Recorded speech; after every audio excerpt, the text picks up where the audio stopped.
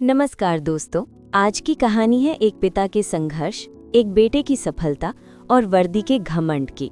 कहानी का शीर्षक है वर्दी का घमंड और पिता का सम्मान। सुबह का समय था। रामकिशन, एक साधारण सा किसान, अपने घर के आंगन में अपनी पुरानी साइकिल को बड़े चाव से पहुंच रहा था। उसके चेहरे पर आज अलग ही चमक थी। उसकी पत्नी सुमित्रा ने पूजा की थाली लाते हुए मुस्कुराकर पूछा, आज तो साइकिल ऐसे चमका रहे हो जैसे नई कार हो। बेटा बड़ी गाड़ी में आ रहा है, सरकारी अफसर बनकर। रामकिशन ने हंसते हुए जवाब दिया, अरे भाग्यवान, वो अफसर दुनिया के लिए है, मेरे लिए तो मेरा मुन्ना ही है। मैं उसे लेने बस स्टैंड तक अपनी इसी बसंती पर जाऊंगा, पुरानी यादें ताज़ा हो जाएंगी। सुमित्रा ने उसे बेसन के लड्डू लाने की याद दिलाई और रामकिशन खुशी खुशी बाजार की ओर निकल पड़ा। शहर के बाजार में रामकिशन मिठाई की दुकान पर बड़े गर्व से बता रहा था, भाई 1 किलो बढ़िया लड्डू देना, आज मेरा बेटा आईएएस बनकर आ रहा है। दुकानदार ने बधाई दी और रामकिशन मिठाई लेकर मुड़ा ही था कि अचानक सायरन की तेज आवाज आई। एक पुलिस जीप तेजी से आकर रुकी और उसमें से इंस्पेक्टर विक्रम सिंह नीचे उतरा। रामकिशन की साइकिल थोड़ी सी रास्ते में थी। इंस्पेक्टर विक्रम ने जोर से चिल्लाते हुए कहा, अबे ओ बुढ़े, दिखाई नहीं देता? थानेदार की गाड़ी आ रही है और तूने ये खटारा बीच सड़क पर लगा रखी है। रामकिशन घबरा गया।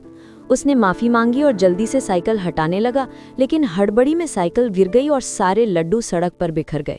रामकिशन दुखी होकर लड्डू उठाने झुका तो इंस्पेक्टर ने अपने पैर से लड्डू को कुचल दिया और कहा, ओए, यहाँ सांप खड़े हैं और तुझे अपने लड्डुओं की पड़ी है? सड़क तेरे बाप की है क्या? रामकिशन ने हाथ जोड़कर कहा, साहब, गरीब आदमी हूँ, मेरा बेटा आईएएस बनकर आ रहा है, ये उसके लिए थे। ये सुनकर इंस्पेक्टर विक्रम जोर से हंसा और पूरी भीड़ को सुनाते हुए बोला, सुना तुम लोगों ने? इस 2 टके के किसान का बेटा आईएएस बनेगा? शक्ल देखी अपनी? तेरे जैसे का बेटा चपरासी बने तो बड़ी बात है। रामकिशन ने अपनी आंखों में आंसू लिए स्वाभिमान से कहा, साहब, आप मेरी गरीबी का मजाक उड़ा रहे हैं, लेकिन मेरा बेटा सच में अफसर है। इस बात पर इंस्पेक्टर का अहंकार जाग गया। उसने रामकिशन का कॉलर पकड़ा और अपने सिपाहियों को हुक्म दिया, डालो इस बुढ़े को जीप में, आज इसकी सारी अफसरी थाने में निकालूंगा। रामकिशन गिड़गिड़ाता रहा कि उसका बेटा इंतजार करेगा, लेकिन पुलिस उसे पकड़कर ले गई। रामकिशन पुलिस लॉकअप में जमीन पर बैठा रो रहा था। इंस्पेक्टर विक्रम अपनी कुर्सी पर बैठकर चाय की चुस्की ले रहा था और हंस रहा था। एक सिपाही ने डरते हुए पूछा, सर, कहीं सच में इसका बेटा कोई अफसर हुआ तो?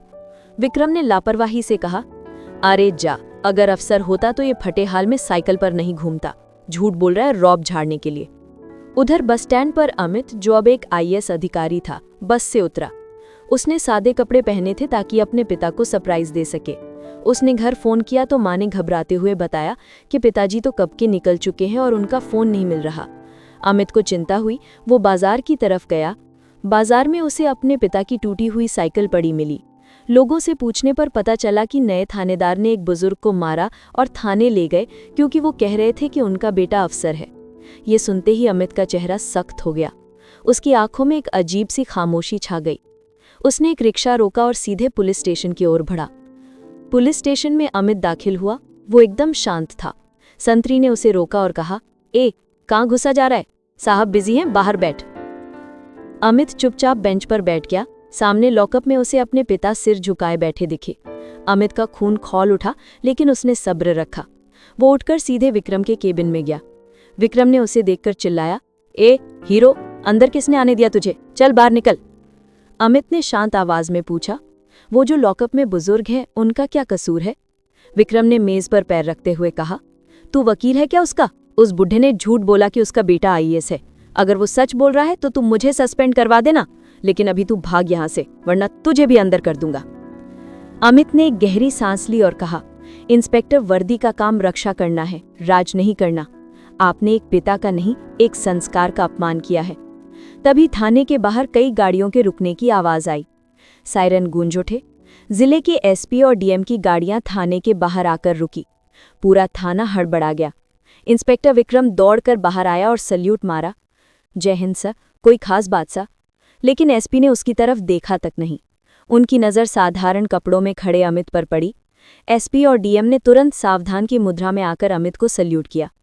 जय हिंद सर, हम आपको रिसीव करने बॉर्डर पर गए थे, लेकिन हमें माफ़ करें, हमें पता नहीं चला आप कब आ गए।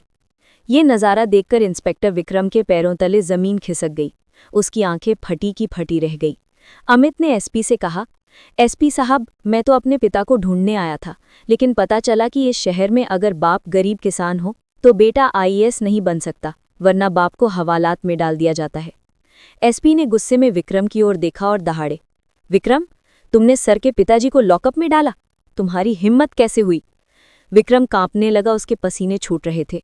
वो हकलाते हुए बोला, सर, मुझे नहीं पता था, ये तो साधारण किसान लग रहे थे। अमित विक्रम के पास गया और बोला, यही तो तुम्हारी गलती है। तुम्हें लगा साधारण किसान है तो कुचल दोगे। जिस पिता ने खेत में पसीना बहाकर मुझे इस कुर्सी तक पहुंचाया, आज तुमने उसकी पगड़ी उछाल दी।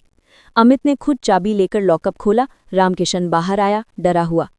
अमित को देखकर वो चौंका। अमित तुरंत अपने पिता के पैरों में गिर पड़ा। पूरा थाना सन्न रह गया। अमित ने रोते हुए कहा, माफ करना बाबूजी, मेरी वजह से आपको ये सब सहना पड़ा। रामकिशन ने उसे गले लगा लिया और कहा, नहीं बेटा, आज तूने साबित कर दिया कि पद बड़ा होने से बेटा बाप से बड़ा नहीं हो जाता। अमित ने मुड़कर विक्रम से कहा, इंस्पेक्टर विक्रम, मैं चाहूं तो अभी तुम्हारी वर्दी उतरवा सकता हूं, लेकिन जाओ मेरे पिता से माफी मांगो। एक अफसर के बाप से नहीं, उस बुजुर्ग से जिसका तुमने अपमान किया। घमंड में चूर विक्रम आज रामकिशन के पैरों में गिरकर रो रहा था और माफी मांग रहा था। शाम को घर के आंगन में अमित और रामकिशन उसी पुरानी खटिया पर बैठे थे। अमित ने कहा, बाबूजी चलिए, शहर में बड़े बंगले में रहेंगे। रामकिशन ने मुस्कुराकर कहा, नहीं बेटा, मेरी शान बंगले में नहीं है। मेरी शान तो ये है कि मेरा बेटा इतना बड़ा अफसर बनकर भी अपनी ज़मीन और अपनी जड़ों को नहीं भूला।